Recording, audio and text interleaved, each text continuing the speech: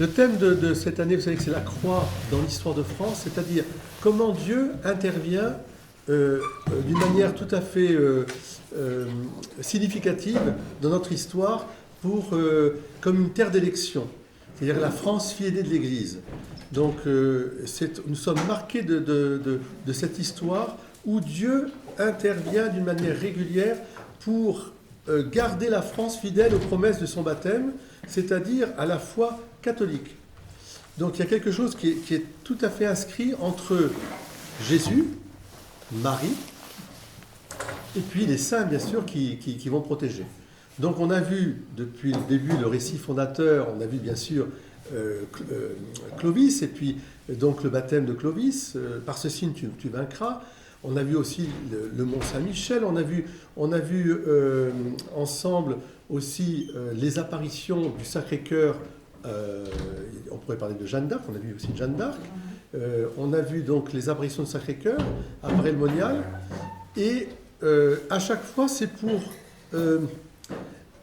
soit anticiper, soit répondre à des tentations qui soulèvent la société, qui pourraient détourner la France de son rôle de France très chrétienne. On a fait ça le roi très chrétien.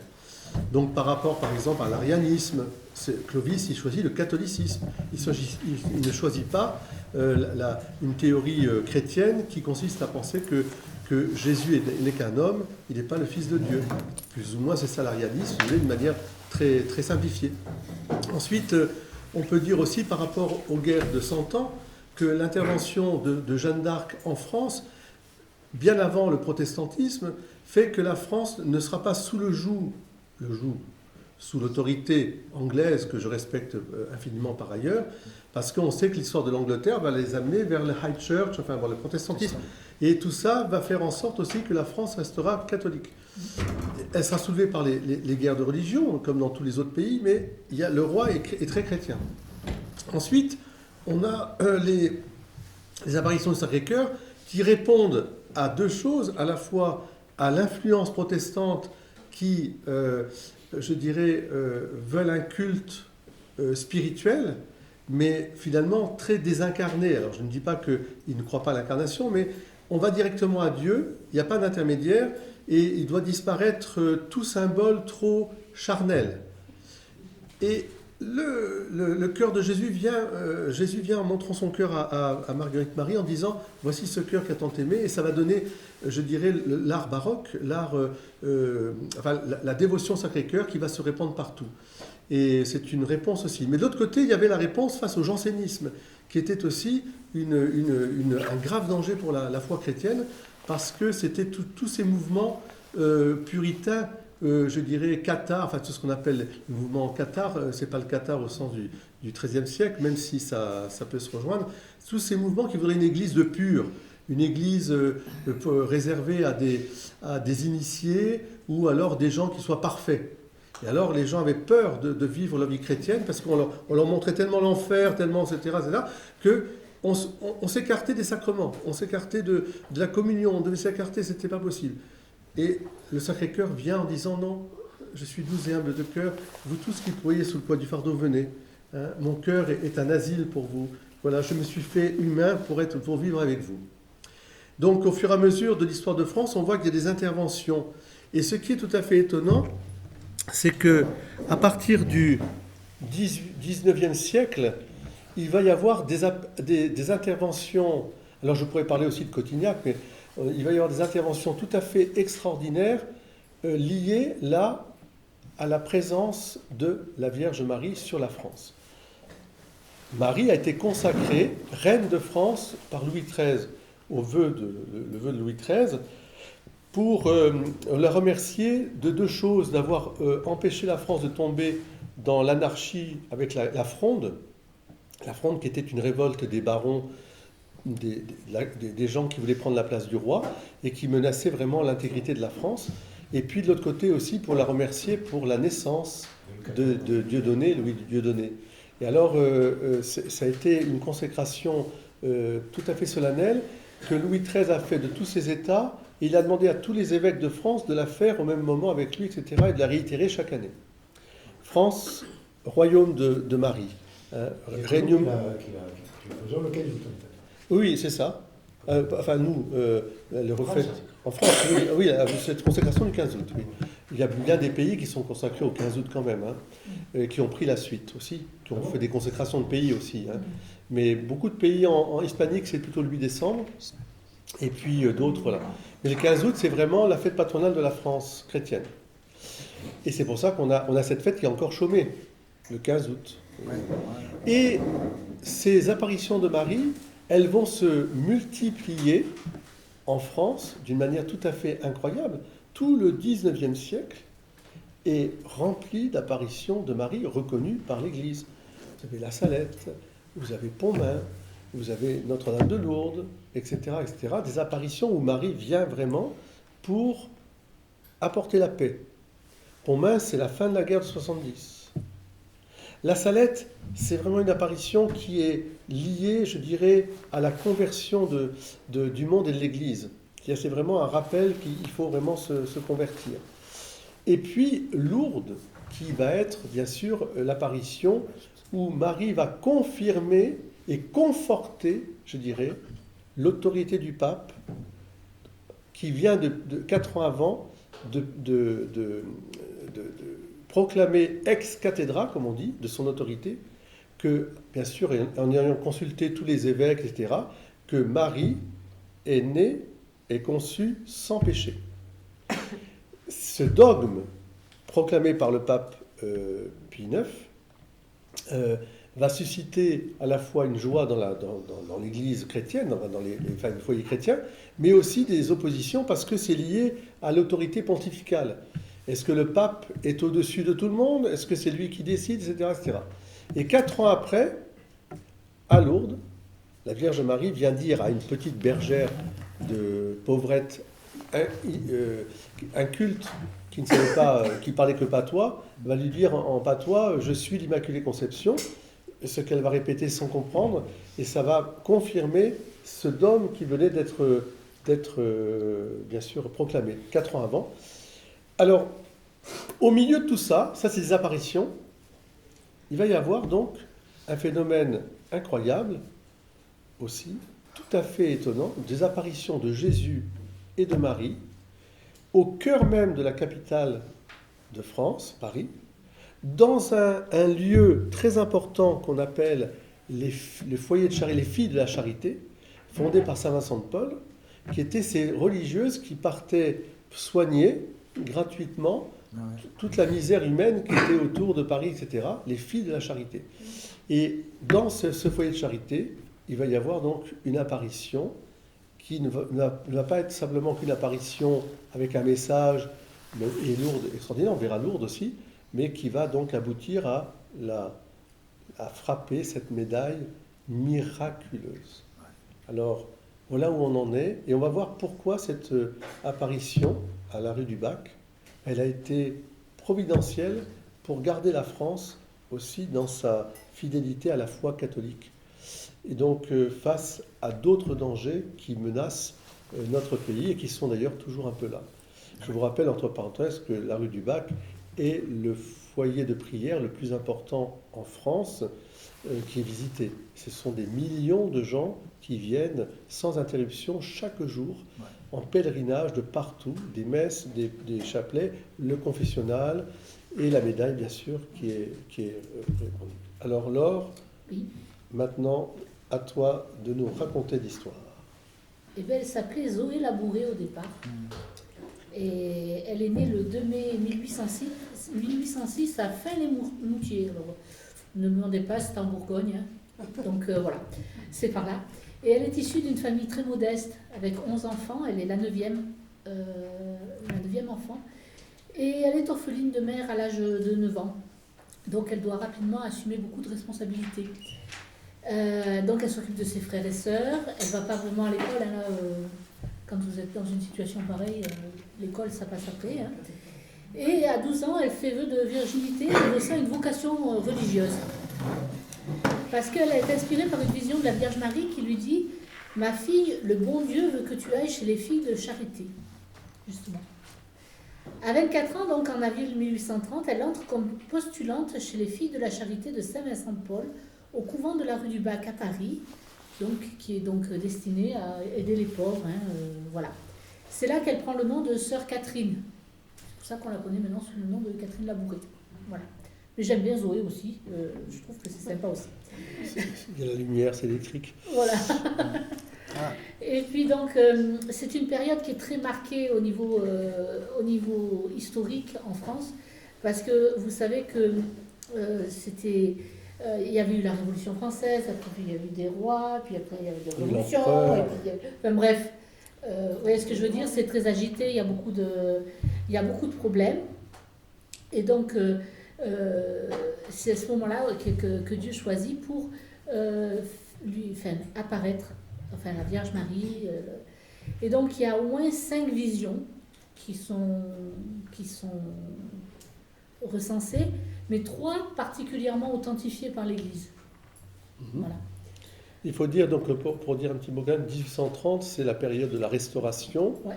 et c'est aussi une période qui est animée par à la fois la franc-maçonnerie qui, sous-jacente, veut absolument remettre la République au cœur, ensuite par le spiritisme, parce qu'on va le voir, Oui. par des mouvements, parce qu'on est sorti de la Révolution et les gens, un peu comme nous à notre époque aujourd'hui, les gens ils aspirent à de la spiritualité. Donc ils sont intéressés par beaucoup de choses. Il y a la mode orientale qui arrive aussi un peu, de chinoise, tout ce que vous voulez, hindou, etc. Et puis de l'autre côté, il y a ce spiritisme aussi. Donc, et puis on verra aussi que la franc-maçonnerie, elle pousse beaucoup plus à la laïcité à la française. Donc c'est la franc-maçonnerie française, le Grand Orient de France, et ainsi de suite. Donc c'est pour bien montrer qu'on est en 1830 et que les bouleversements vont arriver au fur et à mesure. Hein. Donc vous avez ces 5 apparitions, dont 3 qui sont connues. Donc bien sûr, Pourquoi les autres n'ont pas été reconnues? ça dépend des messages et puis parce qu'en fait ils se sont aussi basés sur son père spirituel. Donc le père spirituel a appuyé certaines parties et il a peut-être moins insisté sur d'autres. Il y a des messages qui peuvent être aussi plus personnels. Ouais. Tout simplement. Donc je vous ai fait tout le détail sur la fiche. Alors ceux qui veulent la fiche, parce que j'avais beaucoup de feuilles que mon imprimante... voilà. Vous me dites tout simplement, je vous enverrai par mail ou par WhatsApp. Voilà, vous aurez tout le détail des apparitions, etc. Donc c'est là qu'elle a la vision de la médaille dont vous a parlé le père, avec comme symbole, bien sûr, le mystère de la rédemption avec l'amour des cœurs de Jésus et de Marie, le lien entre le ciel et la terre. Oui. Voilà. Ce qu'on peut dire, c'est qu'on est en grande ferveur parisienne parce qu'on vient de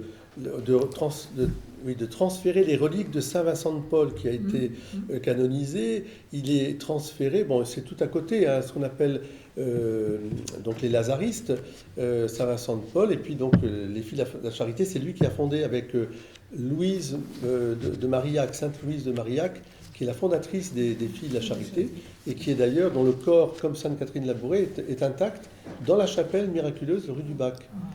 Les 2 corps sont exposés dans des chasses, et voilà. Et donc, il y a une ferveur. Et donc, la première apparition, je pense, la première apparition... Donc, c'est vers 23h30, Catherine est réveillée. On est le 18 et 19 juillet. C'est dans la nuit, d'accord ? 23h30, on est d'accord, c'est la nuit. Donc, elle est réveillée par un enfant rayonnant. Généralement, on interprète ça comme un ange qui est venu la réveiller et qui l'a conduit à la chapelle. Il s'appelait Gabriel. Voilà, voilà, la précision est de taille. La Vierge Marie apparaît à droite du sanctuaire, assise dans un fauteuil. Elle converse pendant plus de 2 heures. Marie prédit des épreuves pour la France et l'Église et annonce d'autres rencontres. Ma fille, la bonne Vierge, va vous faire de grandes grâces. Les temps sont bien mauvais pour la France et pour le monde. Elle parle aussi d'une mission difficile pour Catherine et évoque des troubles futurs, comme la chute du roi Charles X, survenue le 31 juillet 1830, Cette vision se déroule alors que la France est agitée par le pressentiment d'une révolution. Comme je vous dis, c'est très agité cette période-là. Il y aura la Commune, vous savez. Voilà. Donc en septembre 1830, elle a une deuxième vision qui est similaire à celle de juillet, où Marie réitère son message sur les épreuves à venir et encourage Catherine à lui faire confiance. Les détails sont moins précis. C'est peut-être là aussi que quand les détails sont moins précis, le prêtre n'a pas insisté pour... voyez, pour ça qu'il y en a 3 qui sont connus. Voilà. Et puis il y a celle du 27 novembre 1830, c'est l'opération principale et la plus connue. Vers 17h30, donc le 27 novembre, pendant la méditation, Marie apparaît à nouveau à Catherine dans la chapelle. Cette vision se divise en 2 phases. D'abord, Marie se tient sur un globe terrestre, les pieds écrasant un serpent, qui symbolise le mal. On est d'accord. Les mains ornées de bagues d'où jaillissent des rayons de lumière vers le globe, représentant les grâces divines.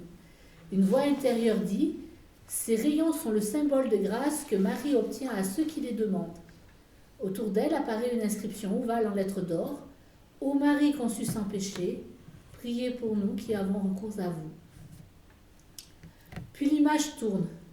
Catherine voit le revers avec un grand M surmonté d'une croix double traverse et en dessous 2 cœurs, l'un couronné d'épines, qui est donc le Sacré-Cœur, et l'autre transpercé du glaive, qui est le cœur immaculé de Marie. D'accord ? Et c'est entouré de 12 étoiles. Une voix ordonne, faites frapper une médaille sur ce modèle. Les personnes qui la porteront recevront de grandes grâces, surtout si elles la portent suspendue au cou. Grâce plénière pour les mourants qui la porteront. Alors, grâce plénière, mon père. Grâce plénière, s'ils sont des grâces plénières, c'est-à-dire que ce sont ça veut dire que ça va toucher à l'ensemble de la vie, de l'âme. Donc, elles vont être accordées, bien sûr, pour qu'on puisse, je dirais, être non seulement absous de nos péchés, mais aussi être purifié vraiment en profondeur pour aller en paradis, en fait. Donc, les grâces plénières, voilà. En tout cas, qui est celle qui remet dans la grâce sanctifiante. En décembre 1830, il y a une 5e vision qui confirme l'instruction pour la médaille. Catherine rapporte ces faits à son confesseur, le père Aladel, qui, après vérification prudente, comme toujours dans l'Église, les vérifications sont toujours très prudentes, obtient l'autorisation de l'archevêque de Paris, Monseigneur de Quélen, pour faire frapper les premières médailles. 1500 médailles, très exactement, le 30 juin 1832. La médaille se répand rapidement, gagnant le surnom de miraculeuse en raison de sa genèse et des conversions associées, dont celle d'Alphonse Ratisbonne en 1842. Beaucoup de conversions, beaucoup de, justement, in articulo mortis, beaucoup de médailles mises sur le lit des mourants, des gens qui ne voulaient plus trop entendre parler de Jésus, etc. Et puis qui, tout à coup, se tournent vers Jésus et Marie par cette médaille d'une manière tout à fait étonnante. Voilà. Puis bien sûr, d'autres événements, et en ce moment, c'est la même chose aussi. Alors l'Église reconnue à faire. C'est très rapide. Oui, L'Église approuve officiellement les apparitions en 1836. Donc les apparitions sont en 1830, en 1836, l'Église a reconnu le caractère surnaturel des apparitions et du message. Donc, et donc, Pie XII, effectivement, lors de sa canonisation, Pie XII, c'est dans les années 1900, avant-guerre et après-guerre, juste enfin 39-40 jusqu'à 58, il va approuver. Il va relier ça au renouveau marial. Alors, ce que je voulais vous dire, c'est que le 19e siècle, c'était un renouveau marial qui est incroyable. Incroyable. Je ne connais pas d'endroit où il y a eu autant d'apparitions de Marie, d'une manière très particulière. Alors, le message. Le message central des apparitions, c'est une invitation à la confiance en Marie Immaculée comme médiatrice de grâce dans un temps de crise spirituelle et sociale. Il faut voir que même au niveau spirituel, enfin on va le voir après, mais au niveau spirituel, ça commence déjà à être un gros problème, et social forcément, puisque vous avez des révolutions. Quand il y a, c'est des périodes qui sont très troubles pour les hommes en fait. Voilà. Et puis les thèmes principaux, donc Marie conçue sans péché. Alors ça c'est avant le dogme, on est avant 1854, Ô Marie conçue sans péché, priez pour nous qui avons recours à vous, c'est vraiment. exprimer de manière céleste déjà la vérité que Marie est l'Immaculée Conception. C'est ça. Donc c'est incroyable, c'est très Orchestré. fort. Ça veut dire que le ciel est intervenu pour que la foi Et c'est marrant. soit propagée.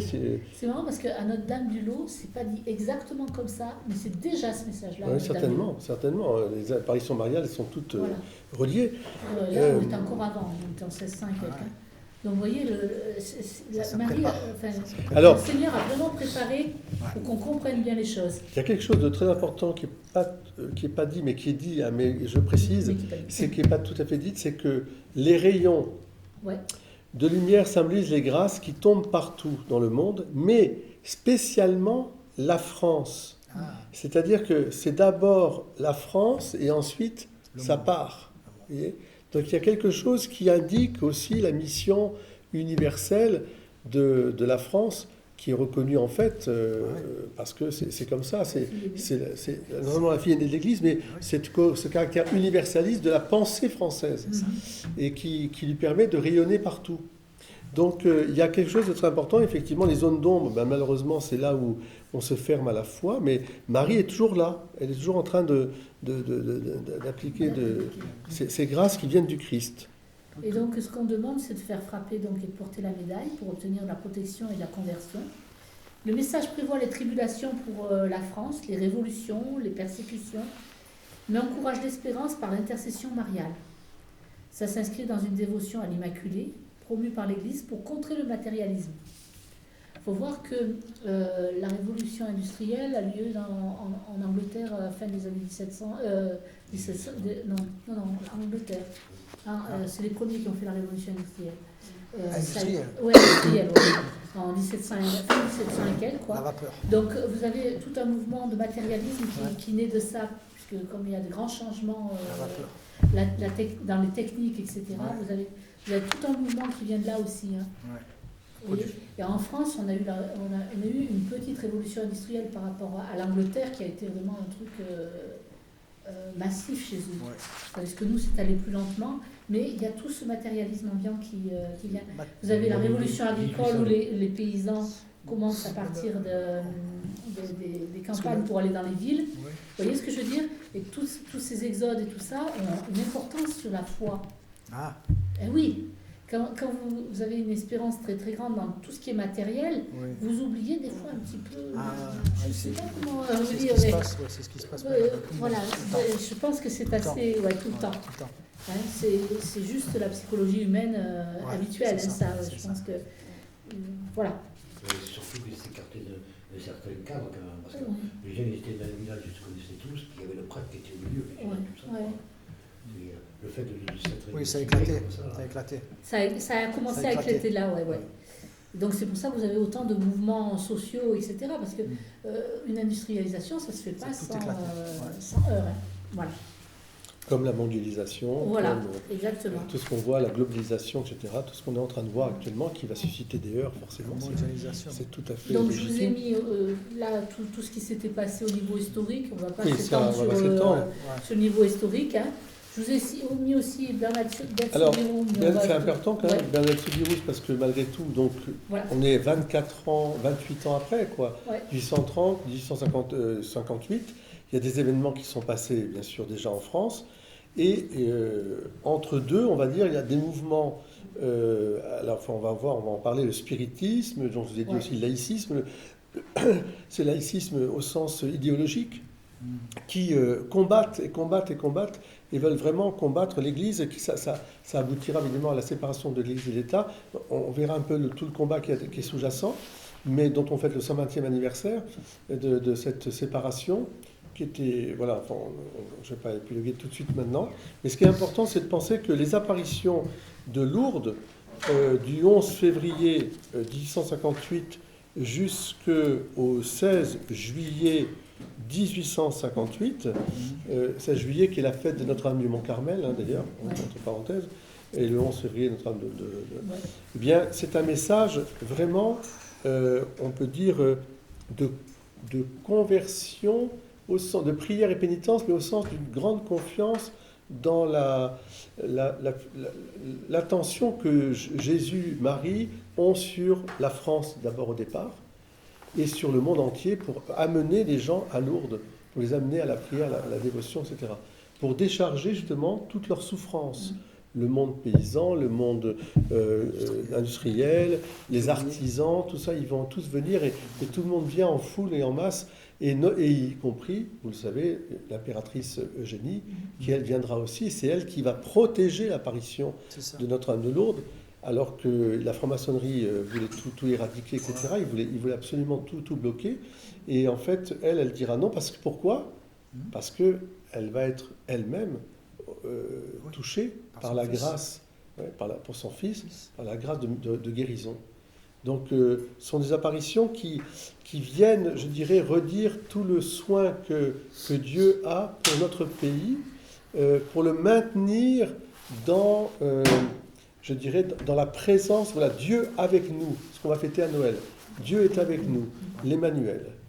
Et alors, ces apparitions... Comment Emmanuel ? Oui, Emmanuel, ça veut dire Dieu avec nous. Ces apparitions, donc, je voudrais qu'on insiste là maintenant sur les tentations qui naissent à l'époque du 19e siècle et qui sont toujours présentes. Toujours présentes, toujours à l'œuvre. Mais on a déjà les clés de lecture. Alors la première... C'est le spiritisme. Alors ça, c'est au niveau, je dirais, ça c'est vraiment au niveau spirituel. Là, franchement, on peut pas dire mieux. Kardec, c'est l'inventeur. Oui, Alan Kardec, mais le Alan spiritisme, bon. Kardec, oui. ouais. C'est pas l'inventeur. Non, c'est pas l'inventeur. Non, c'est pas l'inventeur. En fait, le spiritisme contient plusieurs choses. Vous avez des médiums, vous avez des séances de... Oui, tables, vous avez de l'hypnose, vous avez tout un mix dans le spiritisme. As-tu mis l'hypnose dedans ? Bien sûr. Non, enfin, dans l'hypnose, vous savez, ces séances d'hypnose, on ne parle pas de médical. Il faut bien préciser. Oui, non, mais je veux dire, vous avez cet ensemble-là qui est né donc, au 19e siècle. Oui. Enfin, le spiritisme a toujours existé, dans le sens où la nécromancie était déjà présente dans la Bible. C'est quoi la nécromancie ? Elle va parler faire communication avec les morts. Comme dans l'Ancien Testament. C'est interdit totalement dans les commandements, dès le premier commandement. C'est interdit. C'est marqué dans la Bible à plusieurs reprises. Je le répète parce que les gens vont voir les médiums, vont voir tout ça. Et c'est un commandement de Dieu. C'est pas, là, on n'est pas en train de dire ouais, mais c'est pas grave. Si vous voulez, le spiritisme, ça a toujours existé parce qu'on a toujours voulu communiquer avec l'autre monde. Et les gens, dans les religions diverses et variées, pratiquaient ce genre de divination, voire de médication, parce qu'on voulait soigner aussi, c'est le chamanisme en particulier. L'animisme est plein de ça, etc. Donc, quand le christianisme est arrivé, enfin, déjà le judaïsme, la religion judéo-chrétienne, comme dit Laure, dès le départ, Dieu en a abomination, ses pratiques de sorcellerie, d'idolâtrie, etc. Parce que, pourquoi ? Non pas parce qu'il ne voudrait pas qu'on communique avec l'au-delà, mais c'est parce que derrière, il y a il y a le diable, il y a tous les démons qui arrivent, la tromperie. Donc il ne faut pas aller là-dedans, laissez Dieu venir se révéler et venir finalement faire le miracle de venir à nous. Il va s'incarner, il n'y a pas besoin de divination, de spiritisme, etc. Parce que Dieu s'est fait chair. Il vient à nous, il montre son visage, il nous dit qu'on a un Père. Et il nous ouvre dans la révélation complète. Mais la tentation est toujours là. Donc on va dire que quand le christianisme se répand, qu'est-ce que font les premiers missionnaires ? Ils commencent par abattre tous ces cultes, etc. Et les éradiquer en disant non, on n'avait pas besoin, au fond, on n'avait pas besoin d'être superstitieux. C'est la superstition derrière aussi. Alors, là, comme l'Église, l'État, tout ça, ça a vacillé, on est après la Révolution, ben les gens, qu'est-ce qu'ils font ? Déjà, sous les rois, Louis XV, Louis XVI, ils commençaient déjà à faire de tout ce qu'on appelle les tables, machin, il y avait des choses avec les astrologues et tout ça. Oui, ils commençaient des pratiques, mais là, au XIXe siècle, ça explose avec effectivement ce phénomène qu'on va appeler le spiritisme. C'est-à-dire que les gens éduqués, intellectuels, etc., vont se piquer de Au fond, c'est qu'une espèce de mode au départ. Ouais, de jeu. Tiens, on est dans notre château, on va mettre la table, on va mettre des bougies, on va appeler les esprits. Sauf qu'évidemment, c'est très dangereux. Et donc, effectivement, il va y avoir des théoriciens du spiritisme. Voilà. Alors, au départ, ça part des sœurs Fox aux États-Unis, Ouais. qui sont Les sœurs Fox. Les sœurs Ouais. Fox, ouais. Et qui entendent des choses dans leur maison. Enfin bref, elles sont en communication avec l'au-delà. Ouais. Leur sœur aînée appuie ça franchement bien. Ouais. Et puis, donc, elles font le tour des États-Unis jusqu'à ce qu'on se rende compte qu'en fait, c'est une arnaque complète. Ah là, c'est une arnaque. C'est une arnaque complète, c'est pour le pognon. Excusez-moi de le dire comme ça. Oui, c'est pour le pognon. Et donc, ça coule complètement leur entreprise, forcément. Hein. Et donc, elles vont disparaître du milieu. Mais ça va rester, cette histoire. Ouais. Ça va rester. Et là, vous avez justement Alan Kardec qui a rencontré Mesmer, qui était féru de l'hypnose. Enfin, comment vous dire, vous savez, c'est prendre le spectacles. L'hypnose de spectacle. Ouais, voilà. Mais lui, il voulait en faire plus. Vous voyez ce que je veux dire? En France, Parce c'est que plutôt- la maîtrise des autres, c'est quand même aussi quelque chose de tentant. Ouais. Vous voyez ce que je veux dire? Absolument. Derrière, c'est ça, en Derrière, fait. il y a Il y a ça. l'abus. Vous voyez ce que je veux dire? Il y a toujours... Il y a lui, mais je pense qu'il y a le malin aussi. Qui est pas- Derrière, moi, le prêtre exorciste que je suis, Voilà. Voilà. Oui, voilà. le prêtre exorciste, je dis, c'est que la seule chose qu'il faut voir, c'est est-ce que vous êtes tombé dans l'aliénation? Ouais. Les gens qui pratiquent ce genre de choses, à un moment, ils sont comme emprisonnés. Ils sont captivés, ils sont hypnotisés, enfin tout ce que vous voulez dire. C'est l'aliénation de la liberté. Comme Et le jeu. derrière, il y a beaucoup de charlatans. Il y a Mais beaucoup il y a de aussi- charlatans, il ne faut pas se faire d'illusions. Faut pas Mais il y se en a dire. aussi Il y en a aussi qui qui peuvent ouvrir qui peuvent ouvrir des portes qui vont être très nocives et qui vont vous amener Bien sûr. chez lui, chez le père là, parce que vous aurez que des ennuis et que Le voilà. critère, c'est l'aliénation. Et comment vous faites? Il vous les amène? L'aliénation, c'est-à-dire vous n'êtes plus libre, vous n'êtes plus vous-même. L'aliénation. Donc, ce qui est important, c'est de se dire à chaque fois, c'est vrai pour toutes sortes de religiosités. Hein. J'insiste, Thierry et Marie-Christine aussi, vous écoutez bien, j'insiste. Il y a des formes de religiosité dites chrétiennes qui peuvent être aussi des formes d'aliénation, parce que ça enferme les gens dans une espèce de soumission Ouais. à quelque chose qui devient écrasant, etc. Enfin, bon. Et on se substitue à la conscience de la personne, finalement. D'où aussi les portes ouvertes vers le diable, il n'y a pas que simplement la magie, la spiritualité, etc. Il y en a d'autres. Hein. Ouais. Il faut être toujours très, C'est très... la folie et le suicide aussi. Et bien derrière, bien sûr, la folie et le suicide, ça c'est clair. D'ailleurs, au XIXe siècle, le nombre de suicides, de gens Oui, qui on vont bat se des records. suicider, On bat des qui vont être... Mais- Alors, mais Père Gabriel, vous arrivez à les faire sortir? si alors vous le amènez- spiritisme, on ne va pas parler de ça pour l'instant, on va parler du spiritisme. Donc voilà. Donc en gros, après vous avez cet homme qui s'appelle Alan Kardec. En gros, qui en fait de son prénom c'était Hippolyte. Ouais. Hippolyte Léon. Ouais. Enfin bref. Ouais, c'est pas terrible. Voilà. Il a été très influencé par le mesmérisme, donc ce que je vous disais, l'hypnose, etc. Et il s'est beaucoup intéressé aux expériences qui avaient eu lieu aux États-Unis avec les sœurs Fox, etc. Ah ouais. Sœur Fox. Et il a approfondi le truc beaucoup, jusqu'à ce qu'il finisse par écrire l'évangile qui, selon lui, parce qu'il avait tout compris. Ah, Vous savez, selon lui, les apôtres, ils n'ont rien compris. Victor Hugo, il a fait pareil. Hugo. L'Église n'a rien compris, mais lui, par contre, il a tout compris. Il a compris Donc, Jésus, l'évangile selon le spiritisme. Bon, ils font Voilà. tous ça, je veux Mais dire. Victor Hugo, il n'avait pas fait pareil aussi? Oui, eh ben, Victor c'est Hugo, il a... c'est avec Alan Kardec qu'il Ah, ils étaient copains. Ils étaient Ils étaient copains. Oui, vous aviez Alors- beaucoup de grands noms de l'époque Oui. qui sont Ah, d'accord. rentrés dans ce genre de truc. Ah, Mais parce qu'au départ, ça se veut être une aide spirituelle, Ouais. vous voyez. C'est C'est un peu séduisant. comme les modes aujourd'hui, qu'elles soient C'est New ça. Age, bien-être, machin, etc. Ça part d'un bon sentiment, on a l'impression, les gens, Soient ils sont là, énergétiques. sont énergétiques, venez. Et derrière le paravent, il y a des choses très dangereuses. Donc il faut être extrêmement prudent. Et surtout, on retrouve toujours le même noyau central, Ouais. c'est à savoir que, mais l'évangile, bien sûr, va nous parler du royaume. C'est très bien, on va aller au royaume. Mais il y a des vies antérieures et des vies successives. Voilà, et ça. Donc on est c'est toujours ça. De même qu'ils vont parler d'entité, vous aviez une autre vie dans votre autre vie, Ah ou oui, alors, c'est etc. Il y avait ça, etc. La Donc, réincarnation. voilà, c'est contraire vraiment à la révélation du Christ. Hein. Donc c'est ça qui est très important. Le centre, il est là, vous voyez. Oui, le centre, Et là. derrière, il y a l'orgueil de vouloir percer des secrets. Des secrets, ouais. Parce De que savoir plus de que savoir plus d'autres. que d'autres, d'avoir une Et puis révélation de initiatique. maîtriser l'avenir, en gros. Il y a aussi cette ambition de ne pas se remettre à Dieu pour sa vie, Pour sa vie. mais de la contrôler, de tout contrôler. Vous voyez ce que je veux dire? Et Il y a de un se orgueil laisser contrôler, immense, après. là.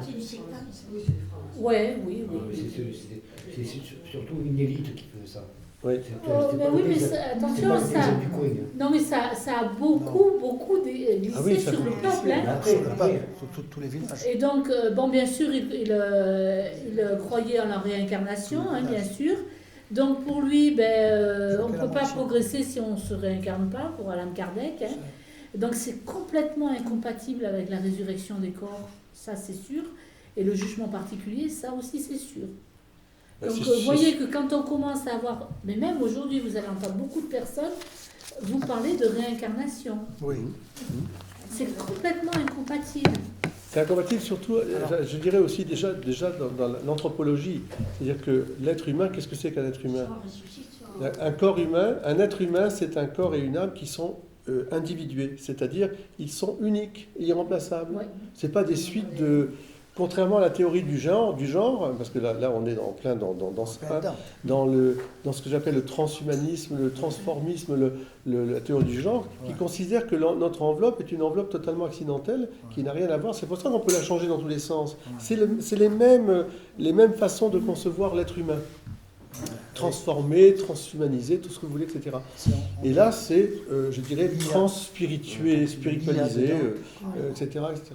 Donc le Christ ne peut pas nous sauver dans ce cas-là, puisque de toute façon, c'est le karma, machin, les réincarnations. Côté mécanique. Donc le Christ, là, il est complètement devenu quelque chose qui n'est plus du tout en accord avec la religion. Vous voyez ce que je veux dire?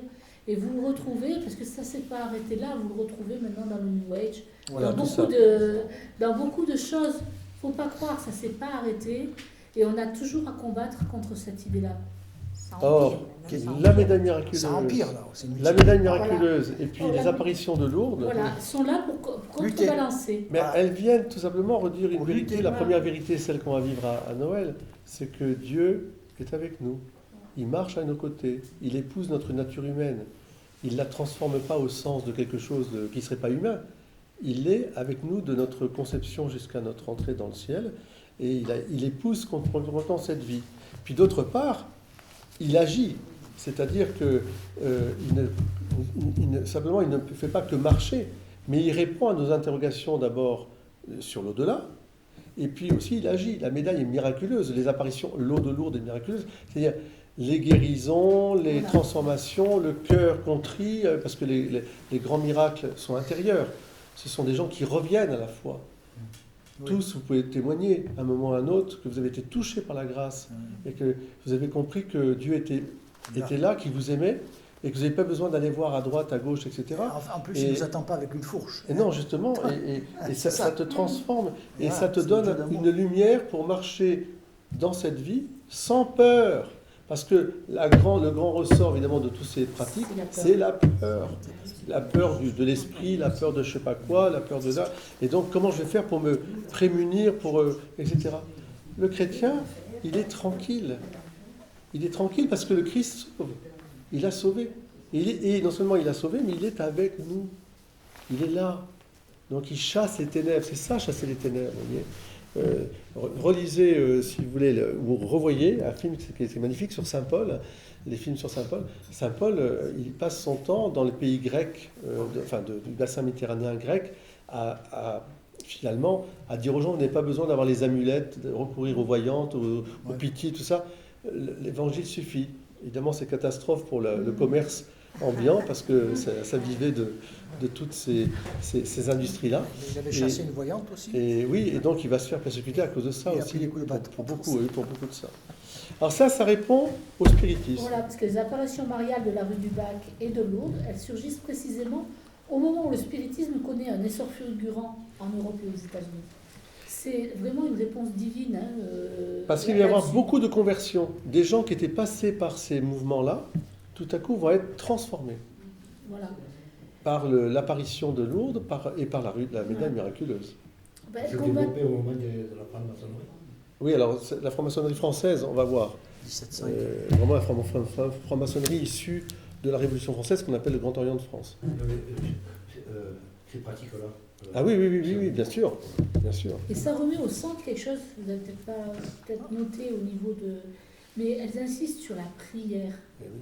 Et la prière, c'est pas quelque chose qui Magique. vous fait... C'est pas quelque chose de magique.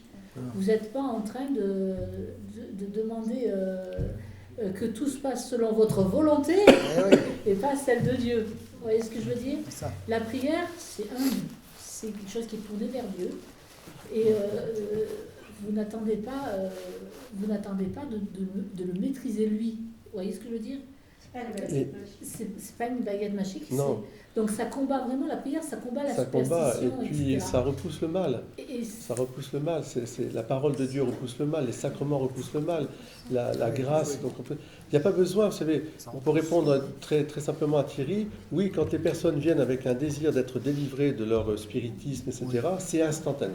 Instantané. C'est instantané parce que la première chose qu'ils vont faire, c'est qu'ils vont brûler leur tarot, leurs livres, leurs pendules, leurs machins, etc. Ils vont tout jeter. tout Et une jeté. fois qu'ils auront tout jeté, c'est fini.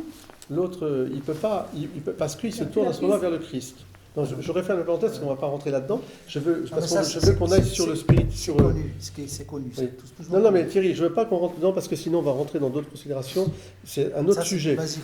C'est un autre sujet. Je vous signale d'ailleurs que sur KTO, il n'y a pas peu de temps, un très bon reportage sur l'occultisme. Vous pourrez regarder KTO occultisme et vous verrez qu'aujourd'hui, c'est vraiment là aussi des témoignages tout à fait actuels où le Christ vient libérer tous ces gens, des jeunes comme des moins jeunes. C'est très très très bien fait, avec des témoignages de laïcs comme de prêtres, de sociologues, de psychologues aussi. Psychologues très intéressants aussi, de voir comment eux aussi sont confrontés à ça, ils se rendent compte qu'il y a des vrais problèmes, et donc l'aliénation en particulier. Bon, les drogues et tout ça, ça concourt aussi. Hein. Oui, mais c'est pas autre chose. C'est lié. C'est les forces du mal qui agissent avec la drogue, l'économie et tout ce qui Mais s'ensuit. c'est lié aussi au sens de la Les fragilité. migrants et tout ce qui s'ensuit, l'économie Ça, qui c'est autre chose. s'effondre. C'est un souci. C'est le mal. Alors maintenant, le laïcisme. Alors, voilà. Alors, juste pour terminer, Qu'est-ce qu'on appelle le laïcisme? juste pour terminer, l'Église a commencé à donner aussi des critères de discernement. Mhm. C'est pour ça qu'elle a reconnu certaines apparitions. Il y a vraiment des critères très concrets qui sont des changements de comportement, qui sont des guérisons, mais vraiment des vraies guérisons, pas des trucs juste pour un jour et Et puis un message qui est conforme à l'évangile. un message qui est conforme à l'évangile. Et puis, Et puis quelque chose qui vous avez est les pour fruits. l'ensemble. Vous avez les fruits que vous voyez tout autour, c'est-à-dire que les gens, ils n'ont pas à chercher quoi que ce soit, mais il y a une vraie conversion, il y a un vrai changement de vie, et c'est à ça que vous reconnaissez que vous n'êtes plus dans la même chose. Et pour la prière des défunts, vous demandez à Dieu Oui. d'intercéder, à Dieu d'aider vos défunts, mais vous ne demandez pas à ce que les défunts viennent vous aider pour faire ceci, Mais cela. les défunts, une fois qu'ils seront au paradis, ils viendront vous aider, c'est sûr. Ils prieront Mais pour c'est vous. pas... Mais c'est pas voilà, on prie d'abord pour eux, c'est notre rôle. Voilà. Alors ça, c'est les apparitions. Voilà, c'est fini. Mais alors les apparitions, elles vont avoir aussi un impact sur l'autre pendant, parce que vous savez que c'est toujours les excès. Hein. Soit un spiritisme, une espèce de recherche excessive de bien-être, tout ce qu'on peut imaginer de réponses, etc., avec l'occultisme et tout ça, ou alors une négation d'un au-delà du matériel, d'une pensée rationnelle, on va dire. Matérialisme. Matérialisme. Et ça va prendre deux formes, le laïcisme et le modernisme. Alors, le laïcisme, c'est la prétention qu'un État a à finalement refouler Dieu, je ne dis pas, on verra après la définition positive, mais la définition négative du laïcisme, c'est la négation du spirituel dans la société, purement et simplement. Ça donnera les formes, bien sûr, d'athéisme totalitaire, forme marxiste, mais nous sommes, nous, confrontés en France, parce que la France, avec la Révolution française, avec les droits de l'homme sans Dieu, avec la déesse raison, ça a fait émerger une franc-maçonnerie qui est du Grand Orient, qui est une franc-maçonnerie qui se veut sans Dieu, où Dieu, c'est ni Dieu ni maître. C'est la raison simple. Très puissante. Qui est puissante, mais je veux dire, c'est la raison simple. Or, l'Église va répondre en disant, la raison est une chose très bonne, et chacun doit garder aussi son plan. Rendez à César ce qui est à César, et à Dieu ce qui est à Dieu. Mais ne prétendez pas, vous, César, dire qu'il n'y a pas Dieu. Parce que ça vous échappe.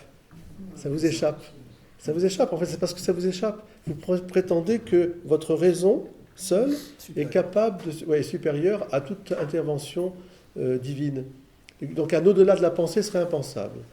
Donc le laïcisme, qui n'est pas on verra, enfin, dans la loi de séparation de l'Église et de l'État, c'est d'abord une loi qui ne parle pas de laïcité d'ailleurs, elle parle des problèmes financiers.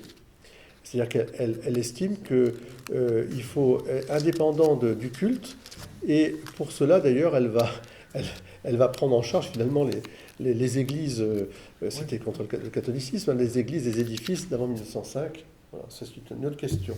Mais le laïcisme, c'est vraiment une société sans Dieu.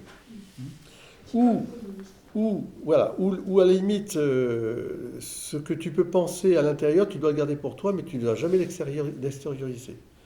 Voilà. Ça, c'est pas la laïcité. Alors, il y a une laïcité positive, qui est celle de garantir les cultes, ou non, la liberté de croire ou de ne pas croire, dans la mesure où ça ne trouble pas l'ordre public. Voilà, oui. Voilà, c'est tout. Et ça c'est la laïcité au sens objectif et positif. Mais aujourd'hui, on parlait un peu des crèches, on parlait un peu de la croix en Corse. On voit bien qu'il y a toujours ce relent d'une laïcité qui couperait les églises, les croix, par exemple. Regardez la fameuse affiche des Jeux Olympiques, où en fait on avait biffé la croix. La scène. Sur la alors ça c'est l'affiche. La croix y est, mais on l'a biffé parce que au nom de la laïcité. Et c'est ridicule. C'est comme si je biffais la pyramide égyptienne au nom de la laïcité parce que je suis en Égypte, mais c'est un culte rendu, etc. Ben, ils l'ont enlevé. Elle a été gommée. Ce qui a scandalisé beaucoup de gens en disant mais c'est notre édifice, c'est un peu comme si tu enlevais Notre-Dame de Paris, la croix qui est au-dessus, la flèche avec la croix. Donc évidemment ils ont dit que c'était parce que... Mais non, enfin, ça n'a aucun sens. Ça c'est une fausse... Bon, les crèches, c'est une fausse conception de la laïcité. Parce qu'en fait, elle nie la culture. Ce qui est typique du laïcisme, c'est que ça déracine... Et puis la liberté de conscience. Alors, il y a la liberté de conscience, mais ça déracine, c'est beaucoup plus profond que la liberté de conscience, ça déracine la culture ambiante. On ne doit plus entendre les cloches, on ne doit plus entendre plus voir de procession, on ne doit plus voir Moi, je me rappelle, un jour, je suis arrivé dans un lycée comme ça, en clergyman, on m'a dit, monsieur, ici, vous devez enlever votre col romain. Donc, je lui ai dit, pourquoi ? Parce que c'est laïcité. Ah bon, mais c'est une laïcité mal comprise. Parce qu'en fait, tout le monde sait que c'est le père qui vient, on va parler de philosophie, etc. Et pourquoi ce serait dangereux, en quoi je mettrais en danger le fait de croire ou de ne pas croire ? Quand vous allez voir le médecin, si un médecin vient au lycée, il y sera en blouse, etc. Donc, un magistrat, s'il vient... et pourquoi ? Non, mais alors, non, justement, pour moi, c'était la réponse. Ils m'ont dit, vous comprenez, si on fait ça, on va accepter les autres. Mais je dis, pourquoi pas ? Oui. Et en quoi ce serait gênant ? Le voile. Moi, j'ai si mon frère Raïm vient avec sa kippa et mon frère Khalid, il vient, il a son petit chapeau là, avec vous savez, le marocain là. Je sais qu'on appelle ça un vous savez. En quoi c'est gênant? Moi, ça ne me gêne pas du tout. C'est vous qui faites une crise sur le vêtement au sens pas l'enfermement, hein, on est bien d'accord, mais le vêtement. Pourquoi ce serait gênant? Parce que le même principe, il faut être attentif. Hein. Aujourd'hui, on vous parle d'une laïcité qui devrait être renforcée, mais et quand à chaque fois le débat arrive, tout de suite on nous dit et les bonnes sœurs, sœur Dominique, voilà, elle pourrait plus être comme ça, se promener avec son habit. Non. On dirait voilà, vous êtes une menace. J'ai dit mais alors il y a deux choses aussi que je répondrai. Je dirais aussi qu'il y a une tradition culturelle et la culture française. Et donc, il ne faut pas déraciner notre culture française. Voilà. Donc, la laïcité, elle est quand même le danger du laïcisme. Ça a été condamné par l'Église au début au XIXe siècle par des encycliques très fortes pour montrer que c'était un refus d'un au-delà de la raison. Et que c'était donc une atteinte à la liberté de conscience et religion, mais aussi un mépris de la révélation. Parce que c'est comme si on pouvait dire, Dieu, de toute façon... Père, c'est quoi l'au-delà de la raison? Alors, l'au-delà de la raison... Oui, de la raison. C'est-à-dire, toi, tu penses, mais le monde n'est pas, n'est pas circonscrit à ta pensée. Ah, voilà. C'est ça que ça veut dire. Ton fond intérieur. C'est-à-dire que je pense certaines choses à ma mesure, je vais regarder ça, mais il y a bien au-delà, et je prétends pas avoir la connaissance de tout, sur tout, et etc. Et est-ce que Dieu peut intervenir? C'est ça la révélation. Est-ce que Dieu peut parler et intervenir? Eh bien oui, c'est possible. Mais ils ne le veulent pas. Ils vont dire que c'est des mythes, ou c'est des histoires, etc. Le laïcisme donc a été... que je ne confonds pas avec la laïcité. Donc c'est une peste, on l'a appelée la peste de l'époque moderne. Et on le voit bien aujourd'hui, regardez comme c'est compliqué, quoi. On fait la crèche vivante à Carpentras, et que ce soit les musulmans, les juifs, tout le monde était d'accord, enfin tout le monde participait, etc. C'était très beau.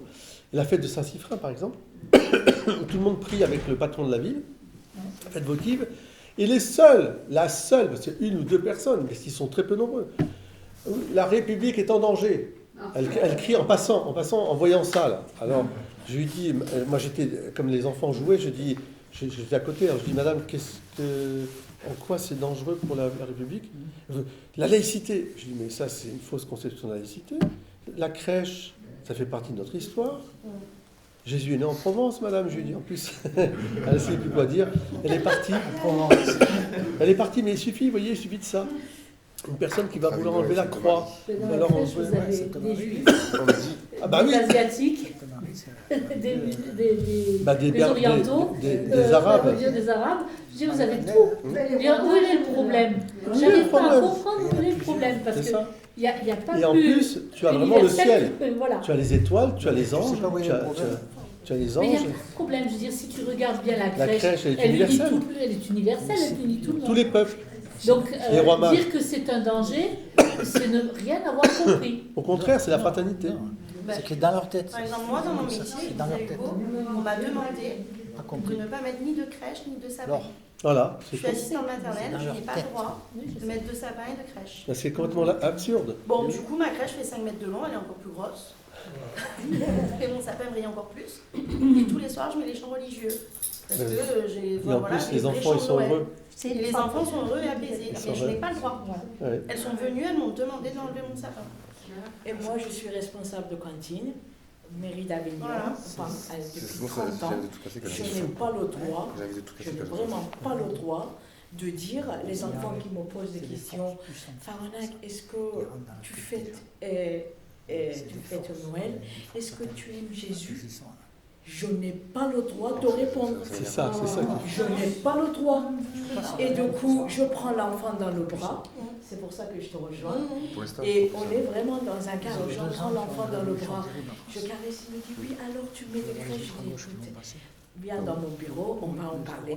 Bien sûr que je lui parle. Je sais que s'il arrive à la mairie un élu là-bas, il peut me convoquer.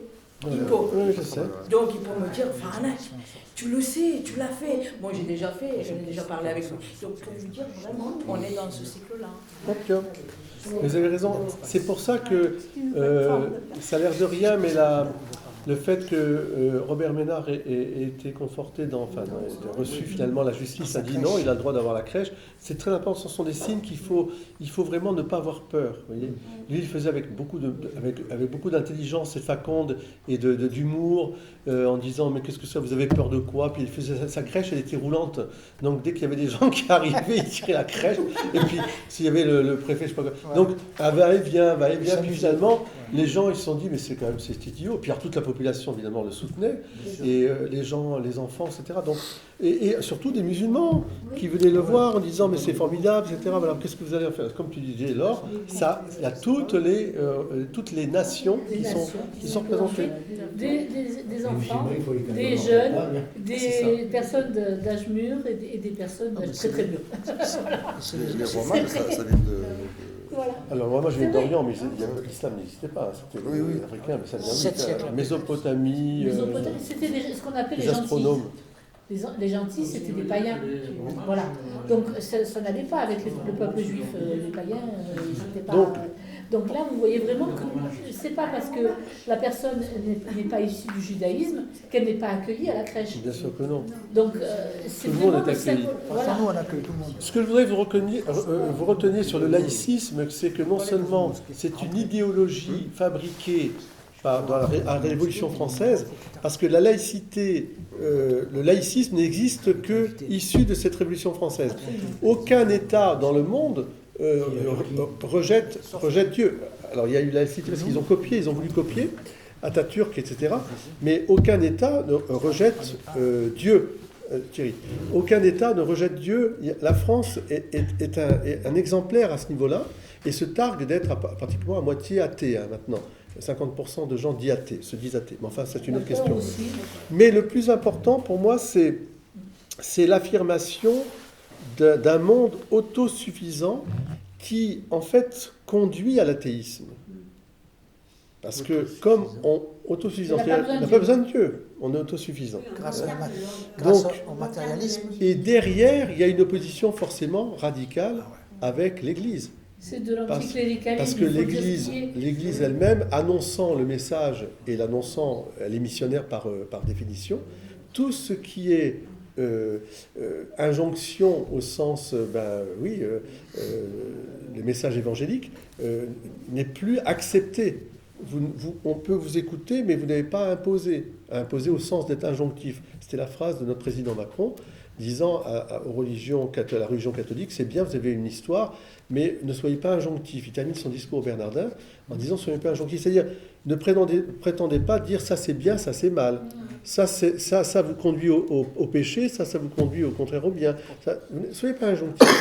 Laissez-nous, c'est nous qui allons déterminer ce qu'est le comportement humain dans notre société française. Et en fait, ils outrepassent à chaque fois leurs prérogatives. L'État prétend s'occuper de la morale. Oui. C'est lui qui détermine maintenant ce qui est politique qui a la Et oui, mais aujourd'hui, ce qui est bien et ce qui est mal. Et on va vous dire que maintenant, vous n'avez plus le droit, comme toi, on t'interdit de mettre la crèche, le sapin. Toi, tu n'as pas le droit. Je pense à une amie qui s'occupait du planning familial et qui se voit interdire simplement de dire que l'avortement reste quelque chose de dramatique. Est-ce qu'il n'y a peut-être pas une autre solution à dire à une fille qui vient, une maman, vous voulez avorter, c'est compliqué. Est-ce qu'on peut parler de ça? Mais aujourd'hui, c'est interdit. Si quelqu'un fait allusion à autre chose, il est justiciable. Donc ça devient complètement, absurde. En fait, c'est vraiment le péché originel. Déterminer soi-même ce qui est bien et ce qui est mal, on est en plein dedans. Oui, vous serez comme des dieux. Voilà. Vous serez comme des dieux. Ça, c'est le laïcisme. Et alors, qu'est-ce que c'est, à votre avis, que le modernisme? Le modernisme. On est dans un monde moderne. D'ailleurs, on dit qu'on est dans un monde post-moderne. Alors, le modernisme, dans le sens dans le sens, je dirais, d'opposition à la religion, à l'évangile. Qu'est-ce qu'à votre avis serait le modernisme? Moi, je dirais que c'est vouloir faire les choses sans l'aide de Dieu. Et bien voilà, c'est le modernisme maintenant. Alors oui, qu'on peut comparer un peu au matérialisme, etc. Mais dans la conception, je dirais, un peu plus théologique du terme, on va voir que c'est une opposition frontale à l'intérieur même de la religion.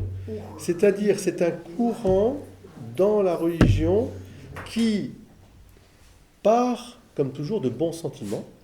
Le bon sentiment qu'il faut garder, c'est que foi et raison se conjuguent. Et que quand je crois pour mieux comprendre, et je comprends pour mieux croire. Donc j'intellige pour mieux croire, et je crois d'abord, parce que Dieu me donne la foi, je crois, pour mieux comprendre ce que je suis. Et ensuite, j'approfondis ma foi.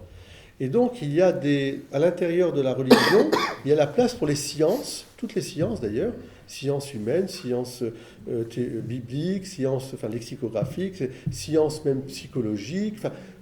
Quand on fait ces études sacerdotales et religieuses, et encore plus dans un monastère, moi j'ai enseigné tout ce qui était de l'ordre de la philosophie, depuis je dirais la logique jusqu'à la métaphysique, en passant par la cosmologie, par la morale, etc. Donc tout ça est utile.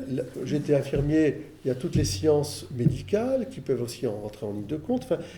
L'Église n'est pas au loin de là, n'est pas fermée à la science. Elle a même un institut pontifical des sciences, pour dire. Mais si une idéologie scientiste ou rationaliste rentre dans le contenu de la foi, ça va être pour dire tout ce qui est de l'ordre surnaturel, tout ce qui serait une intervention miraculeuse, divine, tout ce qui est de l'ordre, je dirais, et aussi bien sûr dans l'ordre de la morale, etc.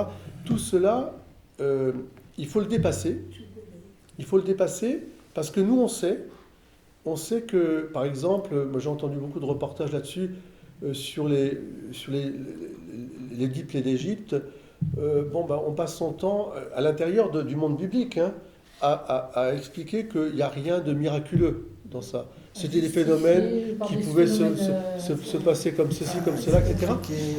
Et alors moi je réponds, et c'est comme ça qu'il faut répondre. Le modernisme, c'est de vider la présence surnaturelle par l'intelligence. De le vider par l'intelligence. Il ne reste plus que du naturel. C'est du naturel qu'on n'avait pas compris avant parce qu'on était très bêtes. C'est une religion pour tout le monde, etc. Dieu n'intervient pas. Donc moi, à chaque fois qu'on me dit ça, je suis très très ouvert à la raison. Au contraire, je suis un ardent défenseur de la raison et donc de la liberté qui est lié les dix plaies d'Égypte. Mais donc je suis un ardent défenseur, mais à chaque fois je dis c'est le Mistral. Regardez à Lourdes. À Lourdes, il y a un institut scientifique médical qui va recueillir les informations de cas de guérison. Cet institut va travailler selon sa méthodologie propre médicale. On ne lui demande que ça. On lui demande, avec les spécialistes, de dire, voilà, vous avez telle radio, tel cliché, telle pathologie, c'était à telle date, la personne vient à Lourdes à telle date, elle ressort de là, les nouveaux clichés, plus rien. Qu'est-ce que vous pouvez nous dire?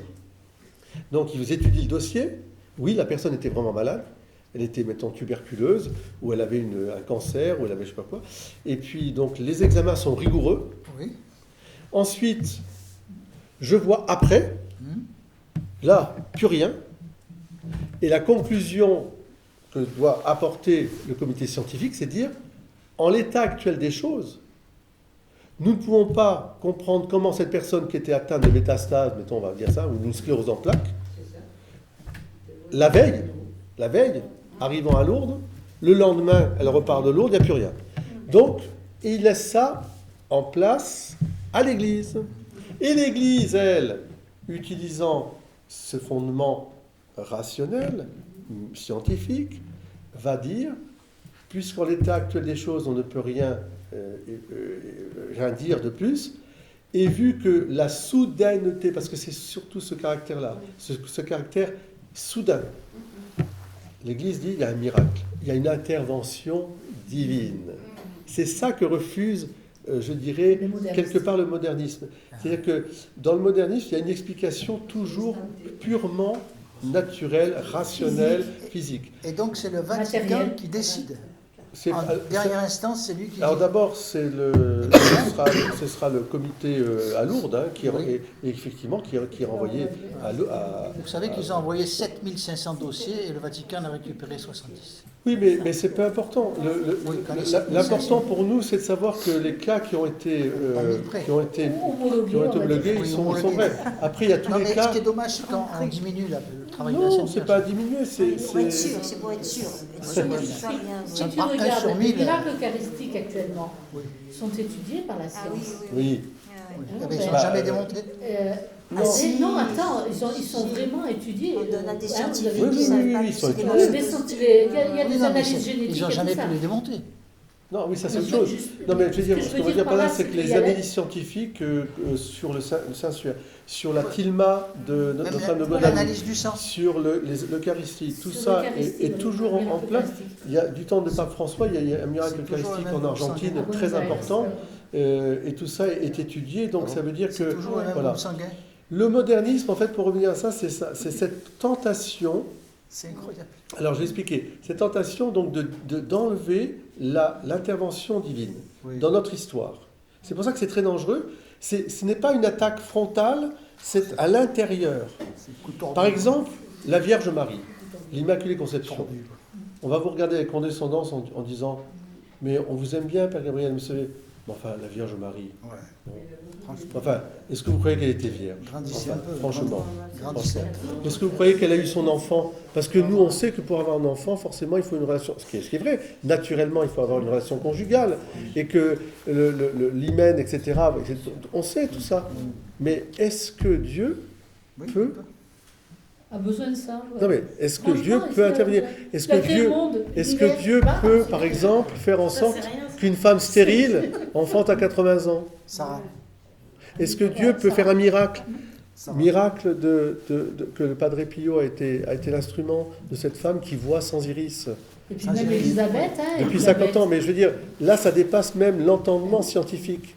Parce que la femme qui se présente devant les médecins, elle voit, alors qu'elle n'a pas d'organes. Oui, c'est ça. Donc, ils ne comprennent pas. Ils ont au départ, et quand je dis la femme, c'était une petite fille au départ. Une petite fille, ouais. Et maintenant, elle a 50, 60, enfin, plus de 60, elle assiste à l'éducation.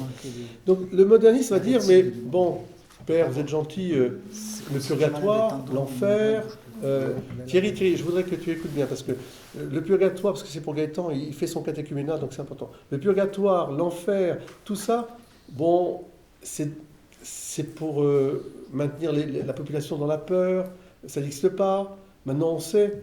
Moi qui suis prêtre exercice depuis une quinzaine d'années, je me rappelle très bien, au départ, les gens qui disaient « Oh ben, ça existe encore, le diable ?» Ouais. Mais on a dépassé ça. On a dépassé ça. Alors, ce qui est amusant, c'est qu'on a dépassé ça. Ça, c'était un peu l'ensemble des gens. On a dépassé ça parce que maintenant, il y a des psychiatres et des psychanalystes. Mais c'est l'inverse. Les psychiatres et psychanalystes, ils viennent vous voir maintenant en disant on est devant des phénomènes qu'on ne peut pas expliquer et qui nous font peur. Donc, on vous les envoie. Les vrais savants sont des gens qui restent bien sûr humbles dans leur domaine et qui en même temps sont humbles par rapport aux autres domaines, qui n'effacent pas. Nous, on ne doit pas être fidéistes, c'est-à-dire on ne doit pas refuser la science. C'est très important. Parce que la science, elle a son utilité pour ne pas tomber dans la superstition, la supercherie, enfin tout ça. Voilà. Par exemple, l'astrologie, vous savez que l'astrologie, c'est une supercherie scientifiquement démontrée depuis des années. Or, il n'y a pas plus florissant que l'astrologie. Tout le monde regarde son canard le matin, va regarder si, etc., etc. Riche ou alors, etc. Et en fait, tout ça est fondé sur des cartes, voilà, c'est amusant. C'est pas trop grave, c'est pas trop grave. Sur le coup, c'est amusant, puis il y en a qui se deviennent addicts. Voilà, c'est ça. Bon, on revient toujours à la même chose. Est-ce que tu vas diriger ta vie par rapport à ça? Dans quelle géologie, j'ai pas le meilleur. Non mais, sauf que il y a un excellent reportage sur l'astrologie qui a été fait aussi, qui montre que les calculs mathématiques montrent bien que actuellement le positionnement des planètes n'était pas exact quand on a décrit tout ça, et donc voilà. Enfin, déjà, d'un point de vue scientifique, déjà, voilà. Mais après, évidemment, je te rejoins, ça peut être drôle au départ de regarder tiens. Par contre, il y a des personnes qui ne sortiront pas de la maison ou qui ne feront pas ceci parce que l'astrologie leur a dit qu'aujourd'hui, ils ne seraient pas chanceux ou qu'en amour, ils seraient là. Donc, pour tout vous dire, il existe des logiciels d'astrologie qui sont vraiment très très bien faits. La preuve, c'est que je les ai traduits. Donc, on y arrive. Non, mais je le sais parce que je les ai traduits. J'étais traductrice. D'accord ? C'était mon métier, donc je peux en parler. Donc, ces logiciels sont hyper bien faits, ils sont capables de vous calculer dans n'importe quel pays le thème astrologique. Alors, comment ça se passe ? Le mec, il investit une certaine somme, assez conséquente, je vous le dis, dans le logiciel. D'accord ? Et puis après, il vous reçoit une première fois. Il prend des notes, soi-disant, et puis il vous redonne un rendez-vous. Et le rendez-vous suivant, il vous sort tout ce qui va vous arriver. Sauf que je vais vous dire, ça vous prend 5 minutes pour rentrer ça dans le logiciel. C'est l'intelligence et le artificielle. logiciel vous sort tout le truc. Mais complètement tout le truc. Il n'y a pas de typologie. Voilà. Donc, vous pouvez y aller, hein, vous avez tout, l'astrologie karmique, l'astrologie, enfin, tout ce que vous voulez. Et c'est une arnaque, oui, pour moi, c'en est une. Oui, c'est une arnaque, bien sûr. Dites de votre carte bancaire. Puisqu'elle enlève les peurs. On ne devrait pas... Absolument. Mais alors, bon, c'est devenu alors, une vous avez la espèce... même chose avec aussi la numérologie, hein, Oui, parce que les logiciels sont bien faits. Hein. Et tu avais la boule de cristal aussi. Alors, c'est du commerce, c'est un commerce. C'est un commerce. Il faut le voir, c'est un commerce. C'est le président depuis toujours, je veux dire depuis Covid. L'astronomie, c'est autre chose. Contacter ce genre de gens-là. Ah bah je suis d'accord. Bien sûr. Tous. Marine Médicis, ça. Moi, mes grands-mères italiennes, Oui, tous les rois, tout ça. Même le général de Gaulle, il avait un voyant. tu vois la casserole, tu vois si tu vois le taureau. Ah, pour des casseroles, on en voit, ouais. Et voilà. Et C'est puis vrai. là, tu marches devant et puis tu verras petite. Voilà. Alors, pour, je dirais, bien lier laïcisme et modernisme, c'est pour montrer aussi que derrière, ce qu'il y a, c'est qu'il y a un affaiblissement de la foi. Cet affaiblissement de la foi, soit il est frontal, parce qu'on fait peur aux gens, au nom de la laïcité, donc les gens disent « il faut plus, voilà. Vous croyez, Père, qu'il faut faire la procession parce que ça va peut-être gêner. Voilà, je peux imaginer d'autres choses, certaines choses. Mais aussi un affaiblissement aussi de l'autorité, de l'unité du comportement de gens qui ont des autorités, une autorité morale, médicale bien sûr, politique. Et là, c'est intéressant de voir comment le pape actuel, pape Léon XIV, qui est américain, je vous rappelle, Prévost, qui I'm sure many, non, il avait des origines françaises. Alors il parle français, anglais, etc., un peu, enfin surtout espagnol et italien, et français quand même aussi. Alors il a reçu une délégation d'élus et de personnalités civiles du Val-de-Marne, diocèse de Créteil, et ça date du 28 août 2025. Oui, c'est pas vieux. Alors il commence par dire, bon, vous savez que moi, est-ce que vous parlez anglais? Il leur dit comme ça. Moi, vous savez, des Français. À des Français. Alors moi, il leur dit, je vais essayer de parler un peu français, mais je compte sur votre bienveillance. Et il se met à parler. Je salue bien cordialement son Excellence, Monseigneur Dominique Blanchet, et je souhaite la bienvenue à vous tous, élus et personnalités civiles du diocèse de Créteil, en pèlerinage à Rome. C'est très sympathique, des élus chrétiens qui vont à Rome en pèlerinage. Je suis heureux de vous accueillir dans votre démarche de foi. Vous retournerez à vos engagements quotidiens, fortifiés dans l'espérance, mieux affermis pour œuvrer à la construction d'un monde plus juste, plus humain, plus fraternel, qui ne peut être rien d'autre qu'un monde davantage imprégné de l'Évangile. Devant les dérives de toutes sortes que connaissent nos sociétés occidentales, nous ne pouvons pas mieux faire en tant que chrétiens que de nous tourner vers le Christ et de demander son secours dans l'exercice de nos responsabilités. C'est pourquoi votre démarche, plus qu'un simple enrichissement personnel, est d'une grande importance et d'une grande utilité pour tous les hommes et les femmes que vous servez. Elle est d'autant plus méritoire qu'il n'est pas facile en France, pour un élu, en raison d'une laïcité parfois mal comprise, d'agir et de décider en cohérence avec sa foi dans l'exercice responsable de ses responsabilités publiques. En cohérence, donc une unité de pensée, si vous voulez, de conscience. Le salut que Jésus a obtenu par sa mort et sa résurrection englobe toutes les dimensions de la vie humaine, telles que la culture, l'économie, le travail, la famille, le mariage, le respect de la dignité humaine et de la vie, la santé, en passant par la communication, l'éducation, la politique, tout ce que je viens de vous dire, tout. La science, les sciences, qu'elles soient diverses et variées, elles sont éclairées par le christianisme. Le christianisme ne se substitue pas, mais vient donner un éclairage. Encore une fois, je crois pour mieux comprendre, et je comprends pour mieux croire. Le christianisme ne peut pas se réduire à une simple dévotion privée. Oui, c'est ça le laïcisme. Allez, bon... car il implique une manière de vivre en société empreinte d'amour de Dieu et du prochain, qui, dans le Christ, n'est plus un ennemi, mais un frère. Votre région, lieu de vos engagements, est affrontée à de grandes questions de société comme la violence dans certains quartiers, l'insécurité, la précarité, les réseaux de drogue, le chômage, la disparition de la convivialité. C'est vrai que c'est pas convivial tout ça. C'est pas que leur région, c'est la nôtre aussi. Bon, pour y faire face, le responsable chrétien est fort de la vertu de charité qu'il habite depuis son baptême. Il est fort de la vertu de charité qu'il habite depuis son baptême.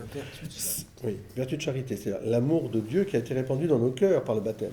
Celle-ci est un don de Dieu, une force capable de susciter de nouvelles voies pour affronter les problèmes du monde d'aujourd'hui et pour renouveler profondément de l'intérieur les structures, les organisations sociales, les normes juridiques. Dans cette perspective, la charité devient charité sociale et politique. Elle nous fait aimer le bien commun et conduit à chercher efficacement le bien de tous. Alors, je voudrais m'arrêter là-dessus. Un point important, le cardinal Bustillo, que vous connaissez, le cardinal d'Ajaccio, a publié un livre tout à fait politique, mais dans le bon sens du terme. Il s'appelle « Réparation ».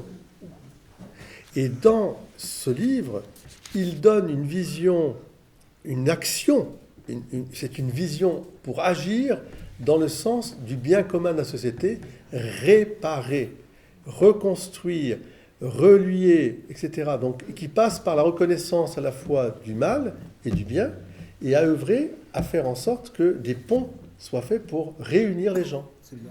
Donc, il appelle ça réparation. Et c'est vrai qu'on est dans un monde blessé, Oui, c'est ça. défiguré, la violence, vous voyez, etc. Donc, il faut... C'est très beau. Et dans ce petit livre, fracturé, comme c'est une réparation de fracture, exactement.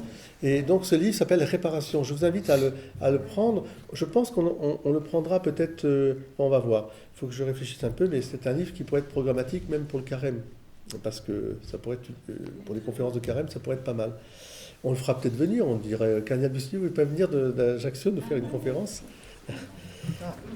Voilà pourquoi le responsable chrétien est mieux préparé pour affronter les défis du monde présent, dans la mesure, bien sûr, où il vit le témoignage et témoigne de sa foi agissante en lui, de sa relation personnelle au Christ, et lui donne cette force. Jésus l'a affirmé avec vigueur, « En dehors de moi, vous ne pouvez rien faire ». Il ne faut donc pas s'étonner que la promotion des valeurs, pour évangélique qu'elles soient, mais vidée du Christ qui en est l'auteur, en soit impuissante à changer le monde. Et ça, vous avez le modernisme là-dedans, c'est exactement ça. Je vais parler de valeurs. Il faut s'aimer, il faut faire du bien, je vais faire du bien aux autres, des ONG, mais il n'y a pas le Christ.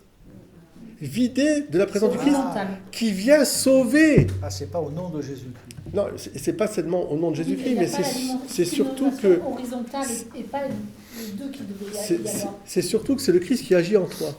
Tu comprends? Que là, ils sont malades. Mère Teresa, quand elle va soigner les pauvres à Calcutta, elle le fait au nom du Christ. Ah, ouais. Elle porte sa croix, Elle dit au nom de Christ. elle vient de prier pendant 2 heures, elle voit dans celui qu'elle soigne le visage du Christ. Et elle le fait gratuitement.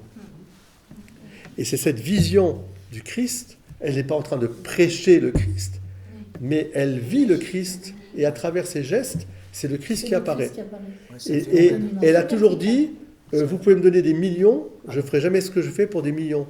Ça ne m'intéresse pas. Elle a reçu le diamant.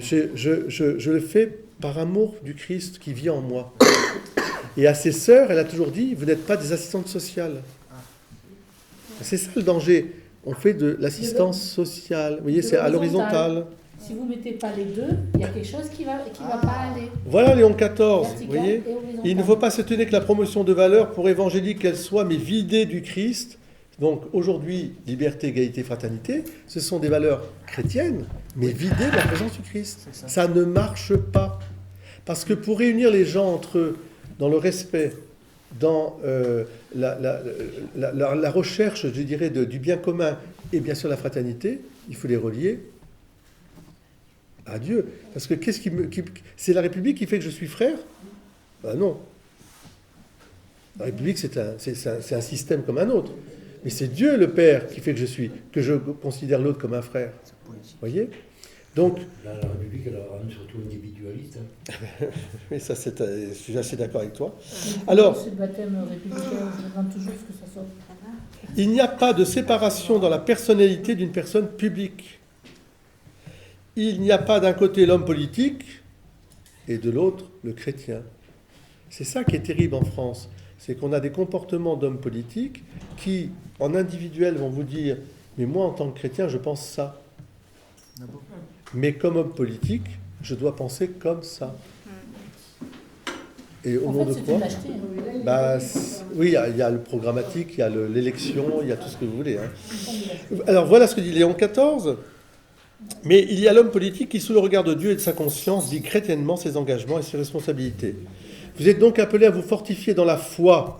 Alors ça, c'est important. Oui, c'est pour ça qu'il y a des aumôniers au niveau des hommes politiques aussi.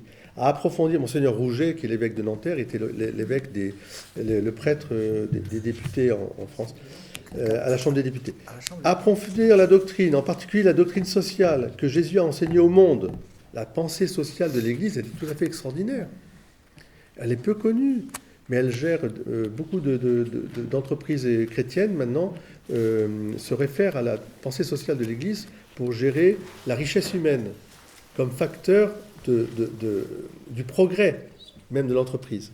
Vous voyez, c'est un pari qu'on fait depuis des années et ça marche. Je peux vous dire que ça marche.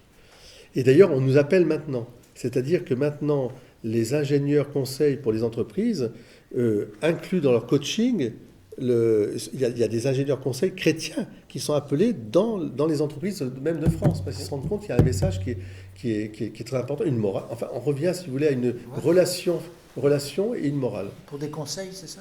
Oui. Ah oui. Alors, voilà, donc j'ai bien conscience que l'engagement ouvertement chrétien d'un responsable public français n'est pas facile, particulièrement dans certaines sociétés occidentales où le Christ et son Église sont marginalisés, souvent ignorés, parfois ridiculisés. Ça, c'est Léon XIV, hein, c'est aujourd'hui. Hein. Il ne se cache pas. Hein. Je n'ignore pas non plus les pressions, les consignes de parti, les colonisations idéologiques, ce que Jean-Paul II avait déjà appelé la démocratie totalitaire. Hein. Pour reprendre une heureuse expression du pape François, auquel les hommes politiques sont soumis, il leur faut du courage. Le courage de dire parfois non, je ne peux pas. Lorsque la vérité est en jeu. Là encore, seule l'union avec Jésus, Jésus crucifié, vous donnera ce courage de souffrir pour son nom. Il l'a dit à ses disciples, dans le monde vous aurez à souffrir, mais gardez courage, j'ai vaincu le monde. Voilà. Donc voilà le message fort. Je signale qu'on a eu des députés de toute tendance qui ont eu le courage, par exemple, notamment un député des Dom-Tom, là, qui était plutôt de gauche, et qui s'est levé en disant « Non, moi je ne peux pas voter l'euthanasie, je suis contre l'euthanasie d'un point de vue moral, et je ne vois pas pourquoi on irait tuer les gens. etc., etc. Il s'est fait huer par son propre camp, bien sûr, parce qu'il a osé citer, évidemment, qu'il était chrétien. Il a dit carrément, moi, c'est ma foi chrétienne aussi, je ne peux pas. Et je demande qu'il y ait une liberté de conscience, qu'on n'impose pas les choses, qu'on n'en fasse pas un droit. Voilà. Bon, il est 15h14. Alors, médaille miraculeuse, apparition de Notre-Dame de Lourdes, et laïcisme, d'abord spiritisme, laïcisme, modernisme. Alors, sur le spiritisme, je l'ai dit, il y a un reportage très intéressant donc, sur l'occultisme. Ça, on pourrait le mettre sur Facebook, il est vraiment très bien fait. Sachez que moi, je vais être interrogé par KTO, enfin, on va faire un reportage dans peu de temps, je pense, avec un cinéaste qui va venir. Je vous en parlerai plus tard, quand ce sera le temps. D'autre part, sur le laïcisme, le modernisme, vous avez évidemment plein d'articles que vous pouvez compulser. Encore une fois, ce n'est pas la modernité qui est en jeu, ce n'est pas la laïcité qui est en jeu, c'est l'idéologie laïciste ou l'idéologie moderniste qui consiste à vider de sa substance la présence du Christ et donc de faire ce qu'on appelle les valeurs. C'est pour ça que il y a une fois, je me rappelle, l'ancien évêque avait dit qu'il en avait assez qu'on parle des valeurs chrétiennes, les valeurs, alors je dis que c'est des valeurs chrétiennes, monseigneur. Mais il faut dire chrétiennes, parce que on a tous les mêmes valeurs. Non, pas tout à fait, non. Les valeurs, ça peut être un fourre-tout qui déguise pas mal d'absence de Dieu, quoi, en fait, finalement. Et puis donc, retenez ce petit axiome. Je crois pour mieux comprendre. C'est-à-dire que la foi est une lumière qui vient de Dieu qui me permet d'envisager le réel d'une manière beaucoup plus large que ma simple pensée, mais ce n'est pas contre la raison. Hein. Et ensuite, je cherche à comprendre mieux, donc je fais mon catéchisme, c'est la théologie de ça, je cherche à mieux comprendre pour mieux croire. C'est-à-dire, reste toujours la foi, le credo. Quand vous avez une question que vous vous posez, vous devez toujours partir de l'article de foi. Par exemple, vous vous posez une question sur l'au-delà. Je crois à la résurrection de la chair, à la vie éternelle. Amen. Au pardon des péchés. Donc je crois à la résurrection. Donc déjà, ça, vous dire, ça, c'est la foi. Tout ce qui va aller contre, je ne l'accepterai pas, mais je veux mieux comprendre pourquoi on attaque ça, et je veux aussi peut-être répondre. Rendre compte. C'est pour ça qu'il ne faut pas le dire mécaniquement. Ah non, il faut le dire en vivant. Et ça s'étudie. Et ça s'étudie. Le credo s'étudie normalement. Ça me permet de... Tu as peut-être le livre avec toi, tu l'as peut-être dans la voiture. Il est là, tu veux le chercher? Ça me permet de vous dire qu'il y a un excellent livre qui a été sorti par le père Paul Adrien, qui s'appelle Je crois en Dieu, et qui est pour les adultes, et qui est très intéressant dans ce livre. C'est un outil. Il y a 31 thèmes de la foi chrétienne qui sont présentés, avec un enseignement clair, je dirais accessible aux non-intellectuels, aux manuels. non, parce que Gaëtan me disait qu'il a du mal à lire des choses un peu compliquées, c'est normal. Et ensuite, ce qui est intéressant, c'est qu'il y a dans cet ouvrage l'éclairage de témoins de l'Église, des questions, des réflexions, des défis à relever seul, etc. Une recommandation de livres, de séries ou de films, ou de propositions artistiques culturelles, et à l'intérieur, parfois, au milieu, guidé, je vais le trouver parce que forcément il y en a un là, voilà, vous avez des QR codes. C'est-à-dire que votre téléphone, vous allez faire ça, et vous allez tomber sur la vidéo, et qui répond, et du père Paul Adrien. Et c'est génialissime, et tous les jeunes s'arrachent ce bouquin, c'est parti, c'est un best-seller. Hein. C'est celui qui passe sur Internet. Oui, c'est Paul Adrien. Ah, oui. Hein, le père Paul Adrien. C'est génial, et c'est génial pour les jeunes, comme les super jeunes que nous sommes. D'accord ? C'est un dominicain, et hélas,